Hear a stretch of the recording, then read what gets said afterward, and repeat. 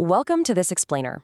We're jumping straight into the sociocultural roots that somehow combine to create Brazil's legendary, world-dominating football style. I mean, if you've ever watched Brazil play, you just know there's a distinct rhythm, a joy, and this almost dance-like quality to their movements. So today, we aren't just looking at the sport itself, we're unpacking the history, the culture, and even the academic science that forged this unparalleled athletic dominance. Let's get into it. To kick things off, we really have to ask the central mystery here. Why do Brazilians play the game with a flair, intuition, and rhythm that is completely different from literally anyone else on the planet? Is it just something in the water? Is it pure genetic luck? Or is there a deeper structural formula at play here? All right, Section 1, the beautiful game. Okay, so the foundation of their incredible prowess is a concept called Ginga. Ginga takes linear, rigid tactical discipline and basically flips it into a dynamic, flowing dance on the pitch. Instead of strict formations and robotic passing, Ginga relies completely on bodily intuition. Players keep the ball absolutely glued to their feet, sending these deceptive signals through their shoulders and knees. It's a style born from the philosophy that you don't just play to win, you win by truly playing. And you know, Ginga isn't just some single move you can go practice. It's an intricate formula combining technique, rhythm, and an unbridled spirit.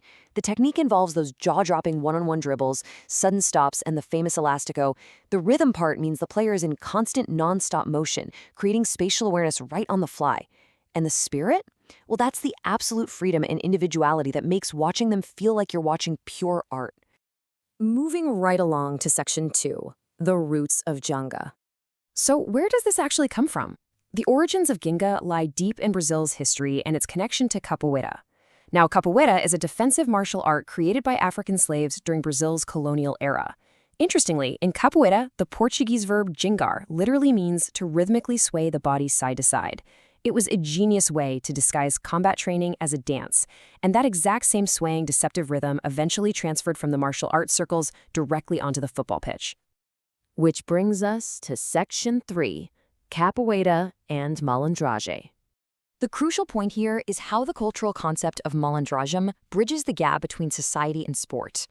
In Brazilian society, a malandro is someone with serious street smarts, someone who uses cunning, mischief, and flexibility to find creative solutions to life's really intense pressures. When you translate that onto the pitch, malandragem becomes a legitimate high-level sporting tool. It becomes the physical deception, the body feints, and the unpredictability that completely tricks defenders. It's not about breaking the rules, right? It's about outsmarting your opponent beautifully.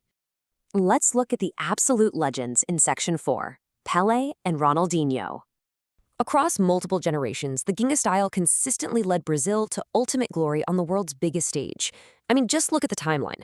From Pelé bursting onto the scene as a kid in 1958, to the iconic 1970 team goal finished by Carlos Alberto, all the way up to Ronaldinho's magical free kick against England in 2002, Ginga wasn't just highly entertaining, it was unbelievably effective. I absolutely love this story from the 1958 World Cup in Sweden. Brazil arrived, and their coach actually tried to force the team to play this rigid European style of soccer, and it totally broke the team's spirit. But a 17-year-old kid named Pelé, who grew up so poor he learned to play using a rolled-up sock for a ball, decided to rebel. He straight up rejected the strict instructions, trusted his Ginga, and stayed true to his cultural roots. In the final, he controlled the ball with his chest, popped it over a defender's head, and volleyed it into the net without it ever touching the ground. It was pure, unstoppable magic. When we compare these two masters side by side, we can really see the evolution of the style. Pelé represents the foundational, continuous fluidity of Ginga. His transitions were seamless. He naturally dictated the pace of the whole game. Then you have Ronaldinho, emerging in the early 2000s, bringing a modern, highly performative showmanship.